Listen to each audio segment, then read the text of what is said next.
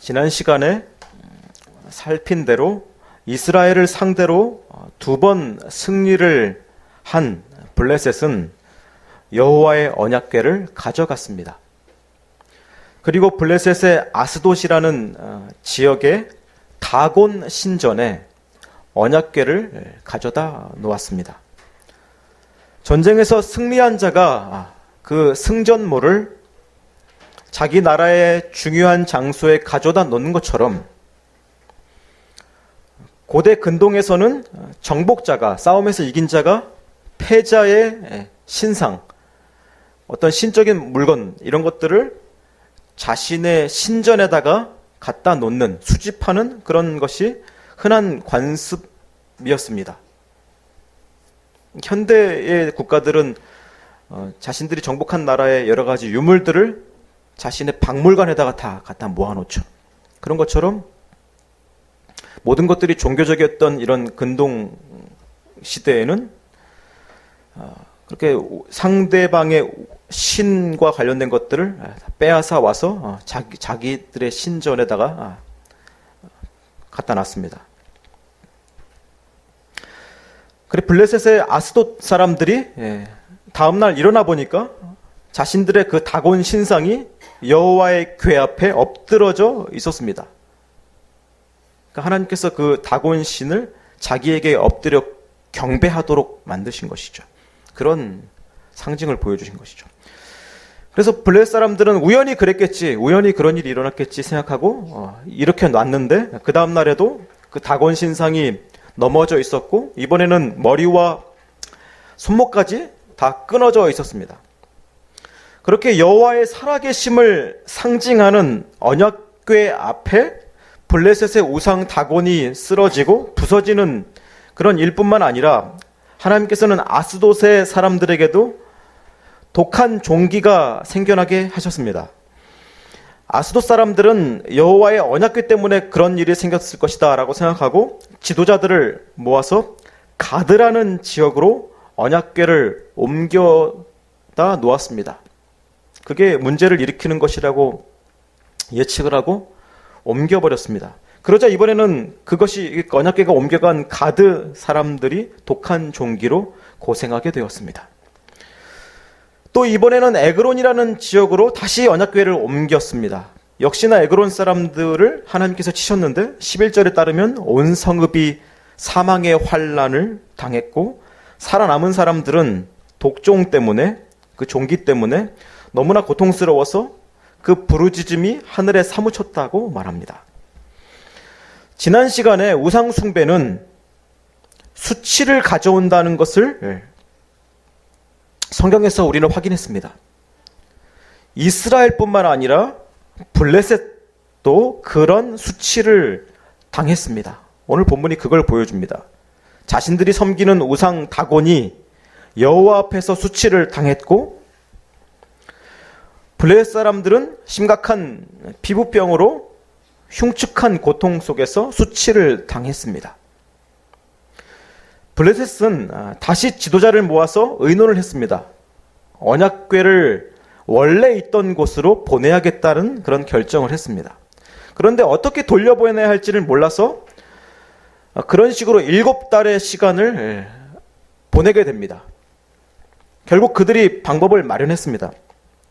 어떤 방법이냐면 언약궤를 자신들이 건드린 것에 대한 사죄의 의미로 제물을 함께 보내기로 했습니다. 금으로 종기 모양 5개 그리고 쥐 모양 5개를 만들었습니다. 그 모양들은 6장 5절에 나온 대로 자신들을 괴롭게 하는 그 종기, 피부병의 모양이었고 그리고 그런 전염병을 가져다 준 쥐 모양으로 만든 것 같습니다. 5개로 만든 것은 16절, 17절에 나오는 대로 블레셋의 5지역에 해당하는 숫자입니다. 이들이 이런 모양을 만든 것은 공감 주술이라는 것입니다. 이게 무엇이냐면 자기에게 문제를 일으킨 그 대상을 모방한 본딴 그런 형상들, 그것을 모방한 어떤 형상들을 만들어서 그것을 다루거나 그것을 없앨 때 그것의 원형격인 것도 함께 사라지거나 당한다라고 생각하는 것이죠. 그래서 영화에서나 드라마에서 본 적 있지 않습니까? 어떤 사람을 미워하거나 없애버리고 싶을 때 그 사람을 닮은 꼭두가시 같은 걸 만들죠. 그죠? 인형 같은 거 만든 다음에 어떻게 합니까? 대바늘로 막 찌르죠. 예. 아니거나 칼로 목을 치거나 그러면 그 대상도, 그 원형인 대상도 고통을 당하거나 막 아파하죠. 그죠? 다른 장면에서. 예. 그게 공감 주술입니다. 그러니까 이 블레셋 사람들은 자신들이 당했던 그 피부병의 모양이나 그걸 일으켰다고 생각하는 쥐들 모양을 만들어가지고 그것을 여호와께서 언약궤를 가져가시면서 같이 가져가시도록 이렇게 공감 주술의 방법을 쓴 것입니다. 그런데 이 블레셋이 언약궤와 그런 제물들을 준비해서 이제 이스라엘 영토로 보냅니다. 그런 식으로. 그런데 보낼 때 사람이 끌지 않고 소가 끌게 합니다. 그런데 그 소가 어떤 소입니까? 새끼 송아지를 갓 낳아서 젖이 나오는 암소였습니다. 왜 그런 암소를 택해서 수레를 끌게 했을까요?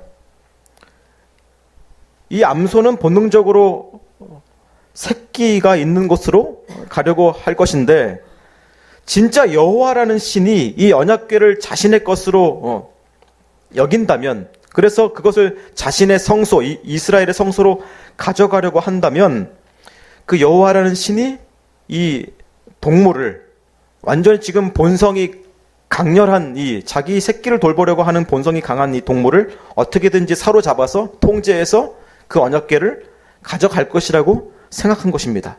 이 블레셋 사람들은. 그래서 그런 식으로라도 이 여호와가 자신의 언약궤를 되찾은 것을 자신들이 목격한다면 지금까지 일어난 일 역시도 우연이 아니라 여호와라는 신이 정말 능력이 있어서 살아있어서 지금까지 일으킨 일들이구나라는 것을 마지막까지라도 검증해보고 싶었던 것입니다. 지금 일어난 일이 우연이었는지 정말 여호와라는 신이 살아있어가지고 우리가 당한 것인지를 마지막까지 확인해보고 싶었던 것입니다. 또 재앙이 내린 곳은 아스돗, 가드, 에글론 이렇게 세 지역으로 본문에 나오는데 가사와 아스글론이라는 이 두 성읍의 왕들까지도, 이 두 지도자들까지도 모두 이 언약궤를 돌려보내는 일에 참여했습니다. 그만큼 블레셋 전체가 이 언약궤 사건을 중대한 일로 인식했다는 것입니다. 이렇게 언약궤 돌려보낸 일은 블레셋이 매우 두려움 가운데서 신중하게 했던 일입니다. 그리고 그 자신들이 겪었던 일을 통해서 이 여호와 하나님과 자신들의 일의 인과관계를 확인하려고 했던 일입니다. 그래서 이 연관성을 통해서 여호와라는 신이 어떤 존재인지를 끝까지 알고 싶어 했습니다. 그렇게 심사숙고해서 준비한 그 언약궤를 실은 수레를 암소가 끌었습니다. 그래서 어떻게 됐습니까? 소가 울면서 수레를 끌고 이스라엘의 진영까지, 이스라엘의 지역까지 갔습니다. 그때 소가 어떻게 갔습니까? 갈 때 12절을 보면 갈 때 울고 좌우로 치우치지 아니하였고 라고 말합니다. 그러니까 이 소가 막 하면서 울면서 눈물을 뚝뚝 흘리면서 가고 싶은데 하나님께서 사로잡으셔가지고 억지로 끌려서 간 것이죠. 그걸 사람들도 본 것입니다. 짐승이지만 새끼가 얼마나 그리웠겠습니까? 그런데 하나님께서는 그 소들을 강하게 붙잡아서 끌고 가신 것입니다. 그래서 울면서 끌려갔습니다. 울면서 소들이 순종했습니다. 언약궤가 도착한 곳은 이스라엘 영토의 벳세메스라는 지역입니다. 벳세메스는 블레셋의 그 경계선 바로 넘어서 이스라엘 영토에 있는 성읍입니다.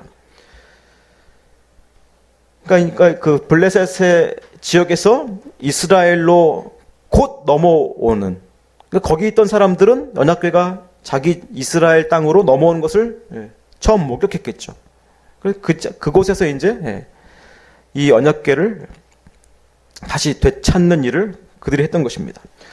언약궤가 다시 이스라엘의 땅으로 돌아오자 벳세메스 사람들은 언약궤를 맞이하고 수레를 만들었던 나무를 다 해체해서 잘라내고 그리고 끌어온 그 소를 제물로 바쳤습니다. 블레셋의 5 왕들, 방백들은, 그 지도자들은 언약궤를 따라오면서 관찰하다가 드디어 벳세메스에 도착한 것과 그리고 그곳 사람들이 하는 일을 보고 자신들의 땅으로 돌아갔습니다. 이제 드디어 이 일이 마무리된 것처럼 보였습니다. 잘 마무리된 것처럼 보였고 그래서 축하하고 기뻐할 일만 남은 것 같았습니다. 그런데 어떤 일이 일어났습니까? 엄청난 일이 일어났습니다.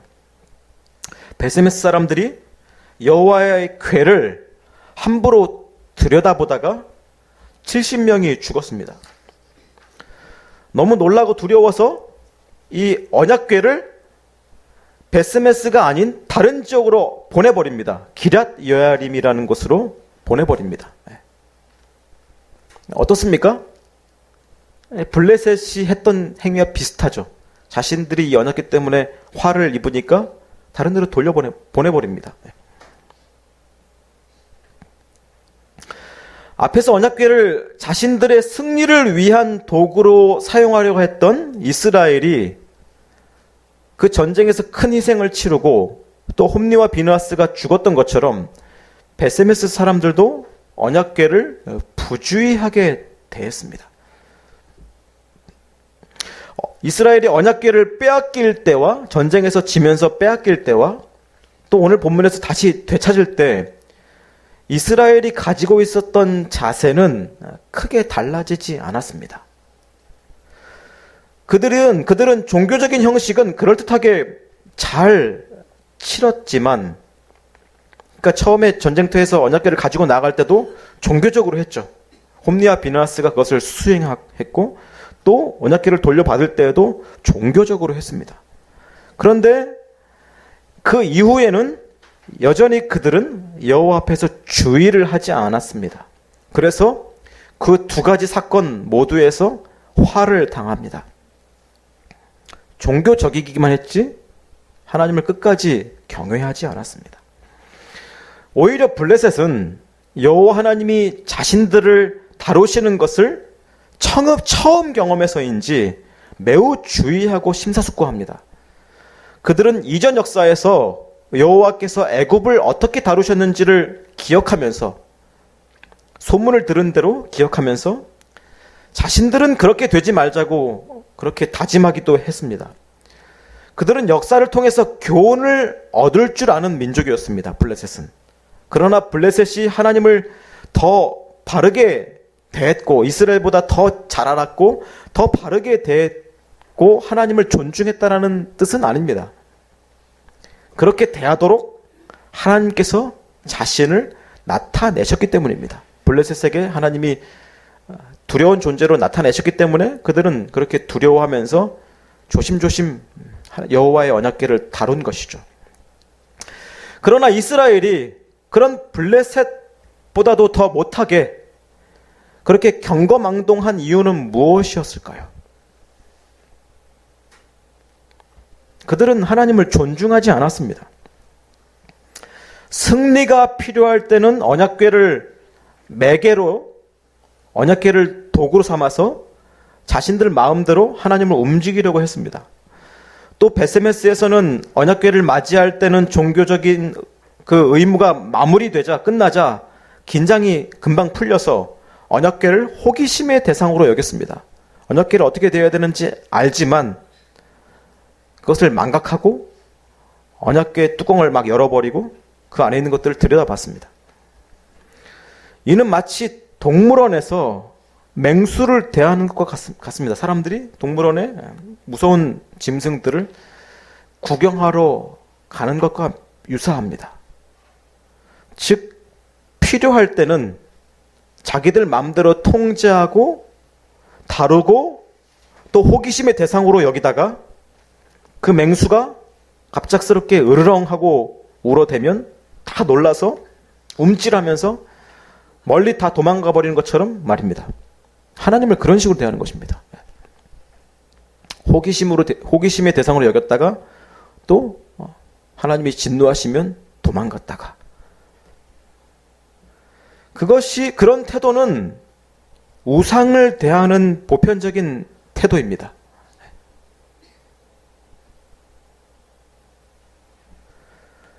자신들의 필요대로 달래고 얼르고 가지고 놀았다가 또 그 자신들이 신으로 여기는 존재가 화를 내리는 것 같으면 또 쫄아서 무서워하고 두려워하는, 그러니까 이런 태도가 반복되는 것이죠. 우상을 섬기는 이 세상의 그런 잡다한 종교들은 이런 수준입니다. 자신들의 신을 인격적으로 대하지 않고 우습게 여겼다가 지나치게 두려워했다가 하는 것에 반복을 보여줍니다. 그런 태도에는 인격적인 존재를 대하는 그런 자세가 없습니다. 그래서 하나님께서는 블레셋과 이스라엘을 둘 다 벌하셨습니다. 그리고 그 벌을 받는 과정에서 그들은, 블레셋이나 이스라엘은 거의 유사한 태도를 보입니다. 둘 다 하나님을 우상 수준으로 대한 것입니다.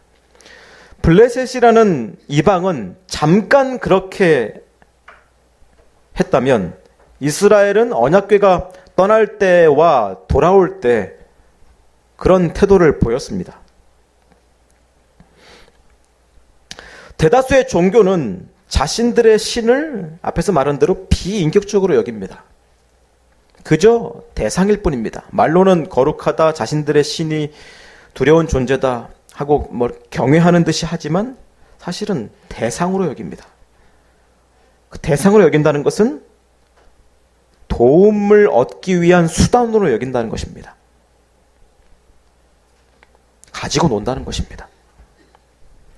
그리고 자신들의 신의 인격성을 조금 부여하긴 해도 필요할 때 잘 달래고 또 안 좋은 일이 일어날 때 두려워하는 그런 정도입니다. 기독교 신앙이라는 것도 그런 범위 안에서 작동되기 쉽습니다. 하나님을 그런 식으로 여기기 쉽습니다. 인격적인 하나님과의 관계를 지속하는 것이 아니라 자신의 문제 해결과 잘 되는 것을 위한 능력의 원천으로 여기는 것입니다. 그래서 그 신을 두려워하되 그 신 자신을 두려워하는 것이 아니라 자기가 잘못될까 봐 두려워하는 것이죠. 자기가 잘못될까 봐 두려워하는 것이고, 신을 정말 존경해서 그 앞에 엎드리는 것이 아니라 난 그거 역시 또 무엇입니까? 자기를 위해서, 복을 받기 위해서 엎드리는 것이죠. 그러니까 정말 신을, 이 우상 숭배하는 종교들이 비인격적으로 여기는 것처럼 기독교라는 이름 안에서도 살아계신 하나님을 그렇게 비인격적으로 여기기 쉽습니다. 그런 현상들이 흔하게 나타납니다. 우리가 지난 시간에도 이런 얘기들을 일부 했습니다. 그러면 하나님을 인격적으로 여겨야 된다는 것인데 어떻게 해야만 하나님을 하나님 되게, 하나님을 인격적으로 여기는 것입니까? 앞에서 설명한 것들을 토대로 그것을 뒤집어야겠죠. 하나님을 인격적으로 존중한다는 것이 무엇입니까? 그분을 인격적으로 대하는 것이 무엇입니까? 여러분 스스로에게 한번 물어보십시오. 자기 자신에게 인격적으로 대하는 것이 무엇입니까? 누군가가 나를 인격적으로 대해주는 것은 어떻게 나타나고 어떻게 경험되어집니까? 어떻게 상대방이 나를 인격적으로 대해주기를 원합니까? 가족 관계에서나 직장에서 상대방이 나를 어떻게 대해주는 것이 나를 인간답게, 나를 소중한 고귀한 인간답게 인격적으로 여겨주는 것입니까? 어떻게 해줘야만 인격적으로 여겨주는 것입니까?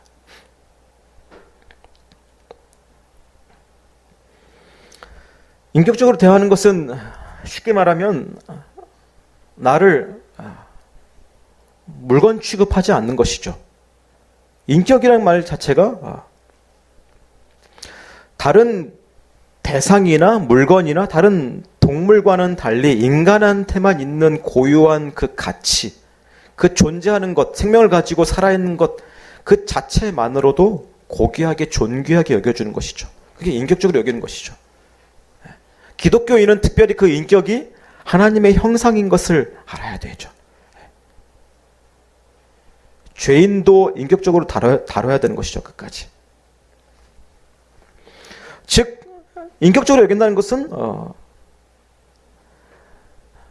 나라는 존재가, 그러니까 나를 중심으로 볼 때 나라는 존재가 실용적이지 않을지라도 상대방한테 이익이 되거나 도움이 되거나 실용적이지 않을지라도 나라는 존재 자체로 여기 존재하는 그 자체로 나를 환영해주고 만족스러워하는 것, 그게 인격적인 것입니다. 내가 그 사람한테 도움이 되거나 도움이 안 되거나 필요를 채워주거나 필요를 채워주지 못하거나, 그죠? 인간답게 인간으로 여겨주고 가치를 인정해주는 것이 인격적으로 여겨주는 것이죠. 그게 아니면 어떻게 됩니까? 비인격적으로 여기는 것은 도움이 안 되면 우습게 여기거나 걷어차버리거나 갑질을 하거나 하는 것이 비인격적인 것이죠. 그죠? 회사에서 사용자가, 업주가 자기의 필요대로 도구처럼 쓰거나, 그죠? 더 이상 필요가 없으면 잘라버리거나 하는 것은 비인격적으로 여기는 것이죠. 설명하지 않고 도구로 쓰는 것. 도움이 안 되면 무시하는 것이 비인격적인 것이죠. 그런데 그게 신에 대해서도 그렇다는 것입니다. 자기가 필요할 때만 찾는 것.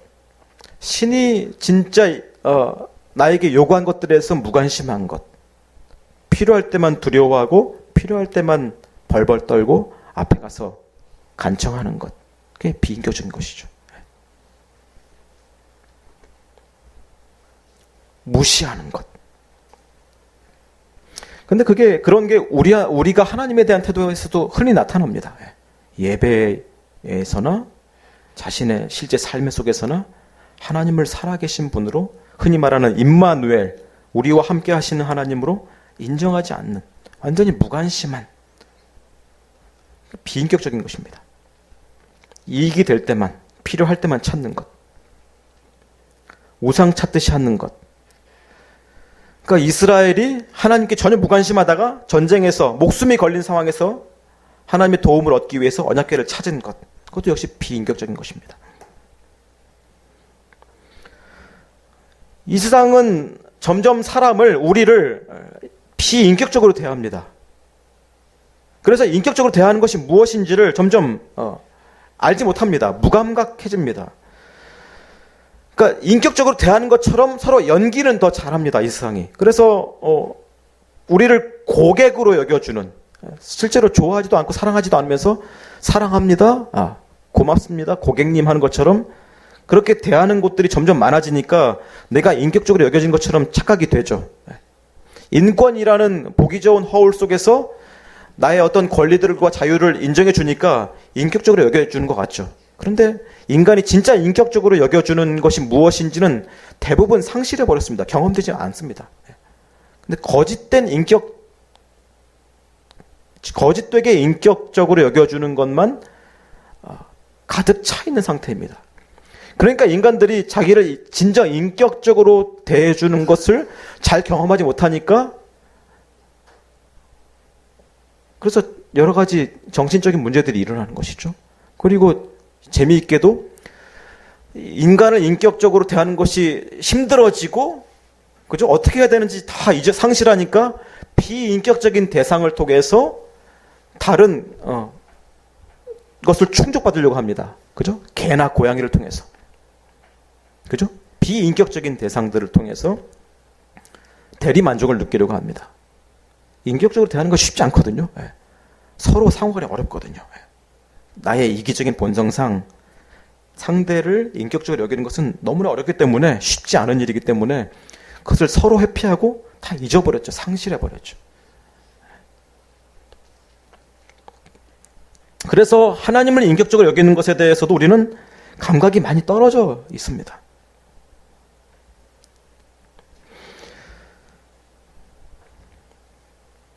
비참한 생각이 들지 않습니까? 그런데 현실이 그렇습니다. 그래서 이익이 안 되고 도움이 안 되면 금세 태도가 변하는 것이 이 세상입니다. 사람이 죄인이어서 생긴 대표적인 문제가 바로 그것입니다. 인격성을 상실하는 것입니다. 원래 하나님의 형상으로 지음받았는데 그것을 잃어버립니다. 그래서 생명이 없는 우상들을 닮아갑니다. 짐승들을 닮아갑니다. 자신들이 사랑하는 돈을 닮아가고 물건들을 닮아갑니다. 인격성을 상실합니다. 그러니까 당연히 하나님도 하나님으로서 제대로 경배하지 못하겠죠.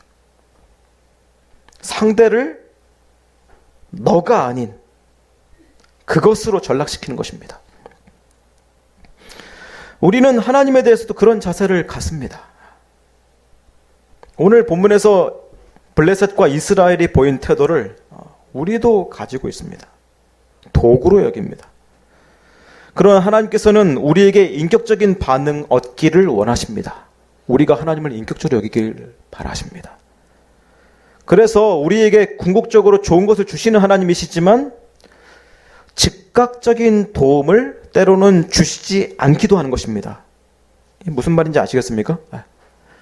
하나님 자신을 인격적으로 여기도록, 그것을 알도록, 그러한 태도를 형성하도록 즉각적으로 도움을 주시지 않는 것입니다.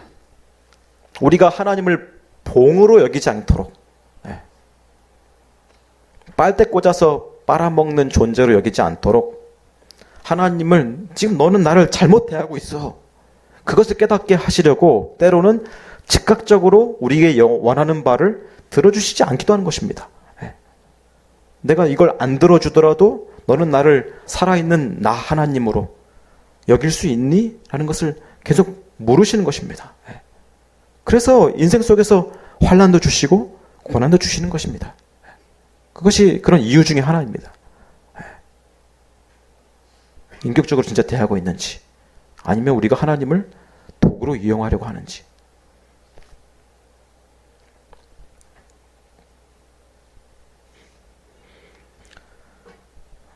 도움이 되니까, 문제 해결에 유익하니까 하나님을 인정하는 것이 아니라 하나님을 여기 계신 분, 나한테 도움이 되든 안 되든 하나님은 존경을 받으셔야 되고 영광을 받으셔야 되는 분이다.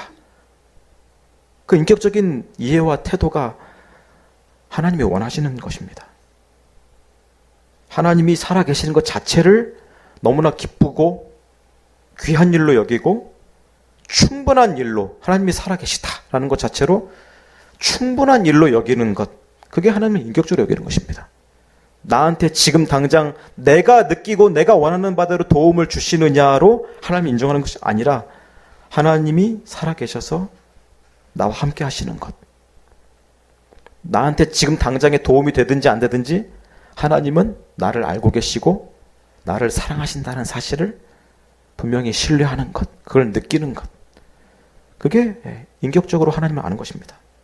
그게 인정하는 것이, 바르게 상대를 인정하는 것이고 존중하는 것이고, 그게 진정한 사랑의 기초이죠. 그게 없으면 이용하기 위해서 접근하는 것이죠. 이스라엘이나 블레셋이나 그런 식으로 하나님을 여기지 않았습니다. 인격적으로 여기지 않았습니다.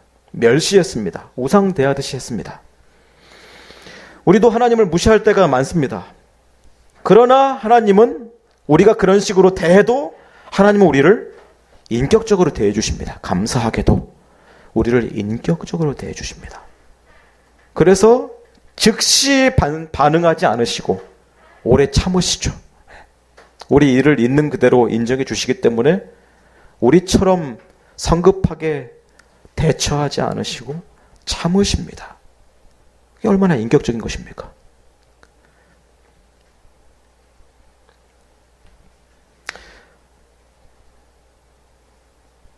그러므로 우리를 항상 인격적으로 대하시고 기다리시는 하나님을 기억합시다.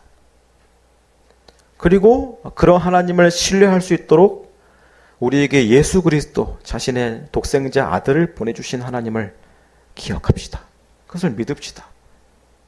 그래야만 우리의 이 타락한 본성에 맞는 어떠한 욕구가 해결되느냐 아니냐로 하나님을 믿는 척하면서 무시하는, 사실 비인격적으로 무시하는 그러한 거짓된 신앙을 버릴 수 있습니다.